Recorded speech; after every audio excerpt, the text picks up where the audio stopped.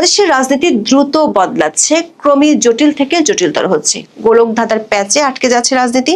সেই গোলকধাঁধায় এই মুহূর্তে সবচেয়ে বড় ফ্যাক্টর হলো কার্যক্রম নিষিদ্ধ থাকা দল আওয়ামী লীগ। নির্দিষ্ট করে বললে দলটির সাম্প্রতিক সময়ের তৎপরতা সরকার, বিএনপি, জামাত ইসলামী ও এনসিপি মানে বাংলাদেশের রাজনীতির প্রধান পক্ষগুলোর জন্য আওয়ামী লীগ ভিন্ন ভিন্ন চিন্তার কারণ হয়ে দাঁড়িয়েছে। সরকার একাধিক সূত্র বলছে, আওয়ামী লীগ নিয়ে গোয়েন্দা সংস্থার তথ্য সরকারের চিন্তাকে দুশ্চিন্তায় পরিণত করেছে। শুধু দেশেই নয়, দেশের বাইরেও দলটির তৎপরতা সরকারের ঘুম কেড়ে নিয়েছে। দুশ্চিন্তা এতটাই বেড়েছে যে অধ্যাপক ইউনূস কোনো ঝুঁকি নিতে চান না, যাতে বিদেশের মাটিতে উপদেষ্টা মাহফুজ আলমের মতো পরিস্থিতির শিকার হতে হয়। বিদেশের মাটিতে আওয়ামী লীগের কর্মসূচি ঠেকাতে তাই অধ্যাপক ইউনূস তার নিউ ইয়র্কের বহরে যোগ করেছেন 3 মিত্র দলের 4 জনকে। অন্যদিকে আওয়ামী লীগকে নিয়ে চিন্তা বেড়েছে বিএনপিরও। বিশেষ করে ডাকসু ও জাকসু নির্বাচনে শিবিরের জয়ের পেছনে আওয়ামী লীগের গোপন সমর্থন কাজ করেছে বলে দলটির অনেকেই মনে করে। সামনে নির্বাচনে একই ধরনের সমর্থন পেলে সেটি বিএনপির 17 বছরের স্বপ্নকে অধরাই রেখে দিবে। কিংস পার্টি এনসিপিও এমন গোপন সম্পর্কের গন্ধ পেয়েছে। তাই শুরু থেকে একসাথে পথ চললেও হঠাৎ জামাতের কাছ থেকে দূরে সরে গেছে দলটি। আবার মিত্রদের মধ্যে হঠাৎ করে এমন অনৈক্য সরকারকে বেশ ভাবাচ্ছে। এর সাথে দল নিষিদ্ধের বিষয়টি নিয়ে সরকার উপর আন্তর্জাতিক চাপও বাড়ছে। মোট কথা, কার্যক্রম নিষিদ্ধ থাকলেও বাংলাদেশের রাজনীতিতে বড় রকমের প্রাসঙ্গিক হয়ে উঠেছে আওয়ামী লীগ। প্রশ্ন হলো কেন? জানতে চলুন যাওয়া যাক বিশ্লেষণে। সংস্থাগুলো থেকে সরকার আওয়ামী লীগকে নিয়ে যে তথ্য পেয়েছে তাতে সরকারের চিন্তা বহু গুণ বেড়েছে। কার্যক্রম নিষিদ্ধ থাকা সত্ত্বেও দেশ ও দেশের বাইরে দলটি যেভাবে মিছিল করছে, সরকার তাতে এক ধরনের অসহায় হয়ে পড়েছে। 14 সেপ্টেম্বর রাতে ঢাকায় দেশের আইন শৃঙ্খলা পরিস্থিতি নিয়ে উপদেষ্টা পরিষদের কোর কমিটির একটি বৈঠক হয়। স্বরাষ্ট্র উপদেষ্টা জাহাঙ্গীর আলম চৌধুরীর সভাপতিত্বে আয়োজিত ওই সভায় একাধিক উপদেষ্টা নিরাপত্তা বাহিনীর কর্তাদের কাছে জানতে চান, আওয়ামী লীগের কার্যক্রম নিষিদ্ধ তাদের ছাত্র সংগঠন ছাত্রলীগ, তাহলে ঢাকা সহ বিভিন্ন শহরে তারা কি করে মিছিল করতে পারছে? পুলিশ কেন জানতে পারছে না এইসব মিছিলের খবর? জবাবে গোয়েন্দা সংস্থার প্রতিনিধিগুলো যা বলছে তা শুনে সরকার উপর মহলের চোখ ছানা বড়া হয়ে গেছে। তারা বলছে সমর্থন বাড়ছে আওয়ামী লীগের। শেখ হাসিনার দলকে দেখে লোকজন এখন আর অতটা বিরক্তি প্রকাশ করছে না যতটা গত বছরের 5ই আগস্টের পর করত।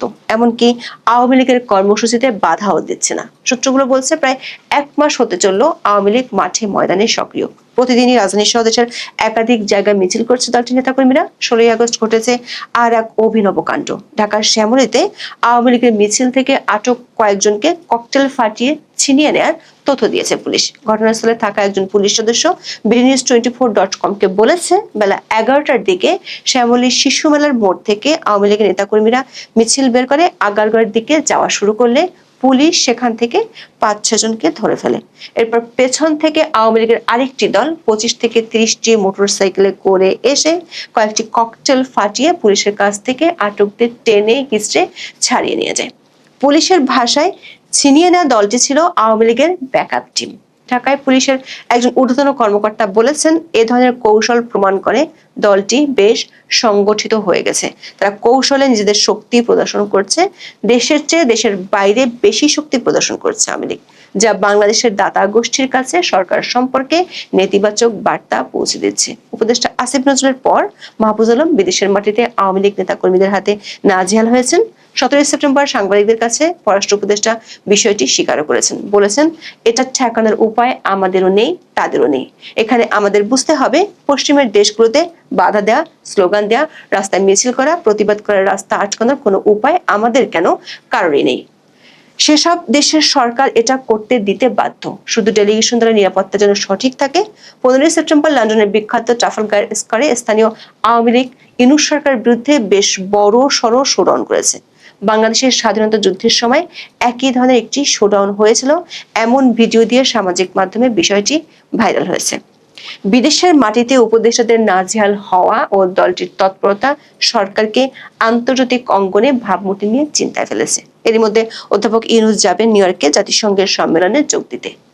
সেখানে অনেক দেশের সরকার প্রধানরা যাবেন। তাদের সম্মুখে আওয়ামী লীগ যদি একই রকম তৎপরতা চালায়, তাহলে সেটি শান্তিতে নোবেল বিজয়ী অধ্যাপক ইউনূসের জন্য বেশ বিব্রতকর হবে। গত বছর যখন তিনি নিউ ইয়র্কে গিয়েছিলেন তখন গ্র্যান্ড হায়াত হোটেল এবং জাতিসংঘের সদর দপ্তরের বাইরে বিক্ষোভ করেছিলেন আওয়ামী লীগের নেতাকর্মীরা। এরপর গত জুনে লন্ডন সফরের সময় পার্ক লাইনের হোটেলের ডরচেস্টারের সামনে বড় ধরনের বিক্ষোভ করে আওয়ামী লীগের নেতাকর্মীরা। কিন্তু তখনকার চেয়ে এখনকার পরিস্থিতি ভিন্ন, বিশেষ করে মানবাধিকার ইস্যু আর মব সন্ত্রাস ইস্যুতে অধ্যাপক ইউনূস সরকারের সমালোচনা বিশ্বজোড়া। এমন এক পরিস্থিতির মধ্যে নিউ ইয়র্ক সফরে যাচ্ছেন অধ্যাপক ইউনূস। তার এই সফরকে কেন্দ্র করে বড় ধরনের প্রতিবাদ কর্মসূচির পালনের পরিকল্পনা করছে যুক্তরাষ্ট্র আওয়ামী লীগ। দলটির নেতারা বলছেন এসব কর্মসূচিতে যুক্তরাষ্ট্রের বিভিন্ন রাজ্য থেকে সমর্থকেরা যোগ দিবেন, এমনকি ইউরোপের বিভিন্ন দেশ থেকেও আসবেন নেতাকর্মীরা। এমন অবস্থায় পাল্টা শোডাউনের কৌশল নিয়েছে সরকার। বিএনপি এবং জামাত কর্মীদের উদ্দীপ্ত করতে ডক্টর ইউনূসের সফর সঙ্গী হচ্ছেন দল দুটির শীর্ষ নেতারা। পররাষ্ট্র উপদেষ্টা মোহাম্মদ তৌহিদ হোসেন 17 সেপ্টেম্বর জানান, জাতিসংঘ সাধারণ পরিষদের অধিবেশনে যোগ দিতে 21 সেপ্টেম্বর রাতে ঢাকা ছাড়বেন। প্রধান উপদেষ্টা তার সফর সঙ্গী হচ্ছেন মিত্র 3টি দলের 4 রাজনীতিক। তারা হলেন বিএনপির মহাসচিব মির্জা ফখরুল ইসলাম আলমগীর, তারেক রহমানের পররাষ্ট্র বিষয়ক উপদেষ্টা হুমায়ুন কবির, জামাতের নায়েবে আমির সৈয়দ আব্দুল্লাহ মোহাম্মদ তাহির এবং এনসিপির সদস্য সচিব আক্তার হোসেন। এই 4 জনকে যুক্ত করার কারণ পরিষ্কার করেননি পররাষ্ট্র উপদেষ্টা, তবে বলেছেন দেশের বিশেষ পরিস্থিতির প্রেক্ষাপটে তারা ডক্টর ইউনূসের সফর সঙ্গী হচ্ছেন। দর্শক, সরকারের কয়েকটি সূত্র নিশ্চিত করেছে এবারের সফরে বড় ধরনের প্রতিবাদ কর্মসূচির মুখোমুখি হওয়ার আশঙ্কা করছে সরকার। জাতিসংঘ অধিবেশনের সময় এমন পরিস্থিতির মুখোমুখি হওয়া ডক্টর ইউনূসের জন্য বিব্রতকর। এতে আন্তর্জাতিক পরিসরে তার ভাবমূর্তি সংকটে পড়ার আশঙ্কা তৈরি হয়েছে, আর তাই নিজের প্রতি সমর্থন দেখাতে নেওয়া হচ্ছে পাল্টা শোডাউনের কৌশল। এক্ষেত্রে জামাতের পাশাপাশি সহায়তার হাত বাড়িয়ে দিয়েছে বিএনপিও। বিএনপির শীর্ষ নেতৃত্বের নির্দেশে সফর সঙ্গী হচ্ছেন দলের মহাসচিব মির্জা ফখরুল সহ 2 নেতা। যুক্তরাষ্ট্রে এনসিপির তেমন কোনো অস্তিত্ব না থাকলেও তাদের এক নেতাকেও নেওয়া হচ্ছে কিংস পার্টির কোটায়। সরকারের সূত্রগুলো বলছে আরো একটি কারণে 4 রাজনীতিককে নিয়ে যাচ্ছেন অধ্যাপক ইউনূস। সেই কারণটি বোঝার জন্য ফিরে যাই 14 সেপ্টেম্বর আইন শৃঙ্খলা সংক্রান্ত কোর কমিটির বৈঠকে।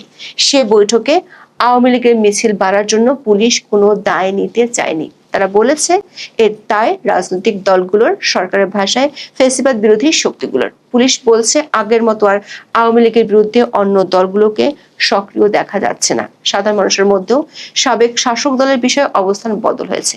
আগের তুলনায় অনেক বেশি মানুষ মিটিং মিছিলে অংশ নিচ্ছেন, ফলে পুলিশ গোয়েন্দারা আগের মতো শেখ হাসিনার দলের কর্মসূচি আগাম জানতে পারছে না।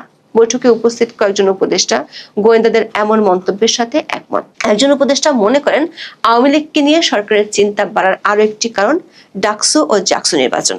এই দুটি নির্বাচনের ফলাফল রাজনীতিতে নতুন প্যাচ কষে দিয়েছে। গোয়েন্দাদের দাবি এই 2 ছাত্র সংসদ নির্বাচনে আওয়ামী লীগের ছাত্র সংগঠন নিষিদ্ধ ছাত্রলীগের ভালো সমর্থন পেয়েছে ইসলামী ছাত্র শিবির। আর এই 2 নির্বাচনে ছাত্রদলকে ওভার বাউন্ডারি মেরে একেবারে স্টেডিয়ামের বাইরে পাঠিয়ে দিয়েছে শিবির। আগে থেকে পিয়ার না হলে নির্বাচনে যাব না করছিল জামাত ইসলামী। শিবিরের ল্যান্ডস্লাইড ভিক্টরির পর এখন সাংবিধানিক আদেশের সংস্কার প্রস্তাবের বাস্তবায়ন চায়, না হলে গণভোট চায়। দলটি জানে দুটো প্রস্তাবই অসাংবিধানিক, যেটি মেনে নিবে না বিএনপি। আর সংস্কার বাস্তবায়ন না হলে নির্বাচনে যাবে না অধ্যাপক ইউনূস। সরকারের চিন্তা এখানেই। অন্তর্বর্তী সরকার দায়িত্ব নেওয়ার পর থেকে জামাত ইসলামী অকুণ্ঠ সমর্থন দিয়ে গেছে, কিন্তু ডক্টর মোহাম্মদ ইউনূসের সাথে লন্ডন বৈঠকের পর দলটির আচরণ পাল্টে যেতে শুরু করে। অধ্যাপক ইউনূসের কথা দেয়া ফেব্রুয়ারিতে নির্বাচন শঙ্কার মুখে পড়েছে তার সবচেয়ে বড় মিত্র জামাত ইসলামের কারণে। সবশেষ ঐক্যমত্য কমিটির বৈঠকে অধ্যাপক ইউনূসের সামনে দলটির সহকারী সেক্রেটারি জেনারেল হামিদুর রহমান আজাদ বলেছিলেন প্রয়োজনে কমিশনের মেয়াদ বাড়ানোর জন্য।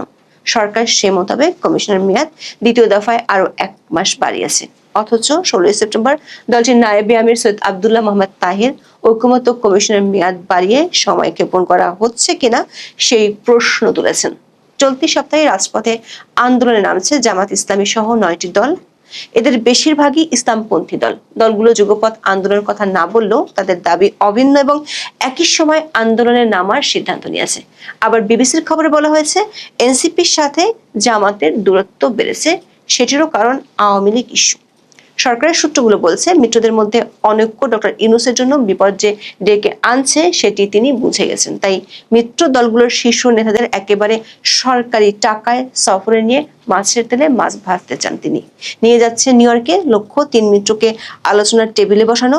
সংস্কার আর নির্বাচন ইস্যুতে দৃশ্যমান দূরত্ব দূর করার জন্য আসন ভাগাভাগি আলোচনা শুরু করা। আবার বিদেশি দাতা সংস্থাগুলোর পক্ষ থেকে দল নিষিদ্ধের বিষয়টি নিয়ে তৎপরতা শুরু হয়েছে, সেটি কিভাবে ঠেকানো যায় সে আলোচনাও সেরে ফেলা। এর মধ্যে বিএনপির পক্ষ থেকে দল নিষিদ্ধের বিরুদ্ধে আওয়াজ তোলা হচ্ছে। বিষয়টি হঠাৎ মনে হলো এর পেছনে আছে আন্তর্জাতিক চাপ। বিশেষ করে গত 2 সপ্তাহে বাংলাদেশে নিযুক্ত মাইকেল মিলার কয়েকটি রাজনৈতিক দলের সাথে এই ইস্যুতে বৈঠক করেছেন। সবশেষ 17 সেপ্টেম্বর জেনারেল ওয়াকারুজ্জামানের সাথেও বৈঠক করেন মিলার। ইউর পক্ষ থেকে দল নিষিদ্ধের বিষয়ে তাদের চরম আপত্তির কথা জানিয়ে দেওয়া হয়েছে। এখন দেখার বিষয়, আওয়ামী লীগের মাঠের প্রতিরোধ ঠেকাতে এবং পর্দার আড়ালের চাপ দূর করতে অধ্যাপক ইউনূস নিউ ইয়র্ক সফরের জন্য যে এক ঢিলে 2 পাখি মারার কৌশল নিয়েছেন সেটি কতটুকু সফল হয়। এখন এ পর্যন্ত। সবাই ভালো থাকুন, সুস্থ থাকুন, নিরাপদে থাকুন। দেখা হবে আগামী পর্বে।